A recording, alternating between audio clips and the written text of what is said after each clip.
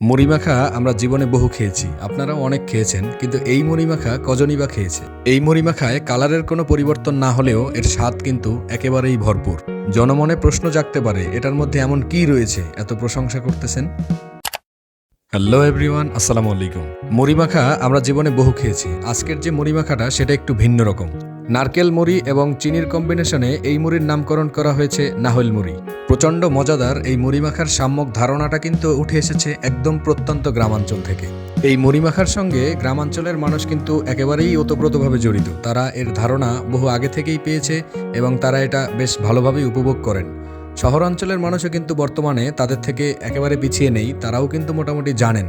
তথাপিও তারা কিন্তু তেমন একটা এটার উপভোগ করতে পারেন না, কারণ এই মুড়ি মাখায় যে গুরুত্বপূর্ণ উপাদানটা ব্যবহার হয় সেটা হচ্ছে নারকেল। এখন আপনাদের প্রশ্ন থাকতে পারে, নারকেল কি শহরে পাওয়া যায় না? হ্যাঁ, অবশ্যই পাওয়া যায়, তবে সেটার প্রাইসটা কিন্তু বরাবরই হাই থাকে। প্রত্যন্ত গ্রামাঞ্চলের মানুষদের প্রত্যেকেরই বাড়ির আঙিনায় দুই একটা করে গাছ থাকেই, যার ফলে তাদের চড়া মূল্য দিয়ে নারকেল ক্রয় করতে হয় না, আর তারা নিজেদের গাছ থেকে পেরে এটা কিন্তু বেশ ভালোই উপভোগ করতে পারে। শহরে বসবাস করার কারণে সেখানকার ভাই ব্রাদারের আবদার ছিল, যেহেতু ভাই আপনি গ্রামে গিয়েছেন, সেহেতু আমাদের জন্য আর কিছু না হোক নারকেল কিন্তু অবশ্যই নিয়ে আসবেন। তাদের সেই আবদার রাখতে আমি কিন্তু একেবারে সেই সুদূর বরিশাল থেকে নিয়ে এসেছি নারকেল মুড়ির জন্য অবশ্যই বয়স্ক নারকেল যেটা থাকে, গ্রাম্য ভাষায় যেটাকে ঝুনা নারকেল বলে, সেটা দিয়ে আসলে সব থেকে সুন্দর হয়। আমি যেটা নিয়ে আসছি সেটা কিন্তু একেবারেই পরিপক্ক হয়নি, একটু নরম ছিল, মানে ডাব কোয়ালিটি ছিল। তারপরেও আমরা সেটা কিন্তু প্রথমে কুড়িয়ে নিয়েছি। তারপরে হচ্ছে এটার সাথে প্রথমে মুড়ি মিক্স করতে হবে। আমরা কিন্তু ভুলবশত প্রথমে চিনি দিয়ে ফেলেছিলাম। নারকেলটা যেহেতু নরম প্রকৃতির ছিল, তাই চিনিটা কিন্তু একেবারেই লিকুইড হয়ে যাচ্ছিল। আপনারা যারা মুড়ি মাখাবেন তারা অবশ্যই খেয়াল রাখবেন একটু শক্ত বা বয়স্ক নারকেল দিয়ে মাখানোর। নরম নারকেল দিয়েও হয়, তবে বয়স্কটা দিয়ে মাখালে সব থেকে সুন্দর হয় এবং ঝুরঝুরে, মানে কারোর সাথে কেউ মিশে না, এরকম একটা অবস্থা। তো আমরা নারকেল কোরানোর পরে মুড়িগুলো নারকেলের সাথে মিক্স করে দিব।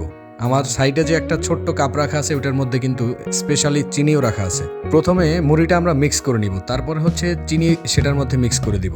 তাহলেই কিন্তু অসম্ভব সুন্দর একটা মুড়ি মাখানো হয়েই যাবে। আপনারা যদি আমাকে প্রশ্ন করেন আসলে আনন্দ বা মজা কিসে, আমি আসলে এক বাক্যে বলবো যে ভাই ব্রাদারের সাথে কোনো কিছু শেয়ার করার মধ্যেই হচ্ছে মজা। সেটা হোক খাবার, সেটা হোক আনন্দ কিংবা বিনোদন। আমি যেহেতু প্রত্যন্ত গ্রামাঞ্চল থেকে উঠে আসা, সেহেতু এই আয়োজনের আনন্দ উপভোগ আমি অনেক আগেই করেছি। কিন্তু আজকে আমার কাছে সব থেকে আনন্দের বিষয় হলো, আমি আসলে বরিশাল থেকে নারকেল নিয়ে আসছি, আর সেটা এখানকার ভাই ব্রাদারদের দেওয়ার পরে তারা যে একটা আনন্দ উল্লাসে মেতে উঠেছে, এইটার মধ্যে যে একটা প্রশান্তি, মানে এইটা দেখেই আমি আসলে ফুললি স্যাটিসফাই। এটাকে বলা যায় যে ভিন্ন রকম এক আয়োজন। চিনি, মুড়ি এবং নারকেলের খুব সুন্দর একটা কম্বিনেশন। আমাদের এই ডাব কোয়ালিটি নারকেল দিয়ে মুড়ি মাখানোর পরে এই মুড়ির স্বাদটাও কিন্তু অসম্ভব মজাদার হয়েছিল। এটার অন্যতম একটা কারণ হচ্ছে ডাব কিন্তু খেতে একটু মিষ্টি মিষ্টি লাগে। একেবারে নারকেল যখন পরিপক্ক হয়ে যায় তখন কিন্তু মিষ্টি স্বাদটা তেমন একটা থাকে না।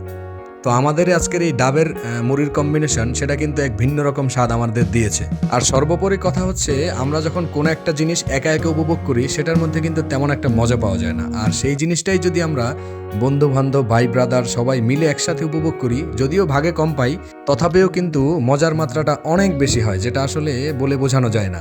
তো নারকেল মুড়ি এবং চিনির কম্বিনেশনের এই আয়োজনটা আপনারাও চাইলে কিন্তু ঘরে বসেই খুব ইজিলি এটা বানিয়ে ফেলতে পারেন এবং সবার সাথে বেশ ভালো করে শেয়ার করার মাধ্যমে খুব সুন্দর একটা সময় উপভোগ করতে পারেন। তবে আর দেরি কেন, বাড়ির আঙিনায় থাকা গাছ থেকে নারকেল পেরেই কিন্তু আয়োজন করা যেতে পারে। আর যদি বাড়িতে গাছ না থাকে, তাহলে সুরসুর করে চলে যান বাজারে, বাজার থেকে নারকেল কিনে আনেন এবং আয়োজন করে ফেলেন।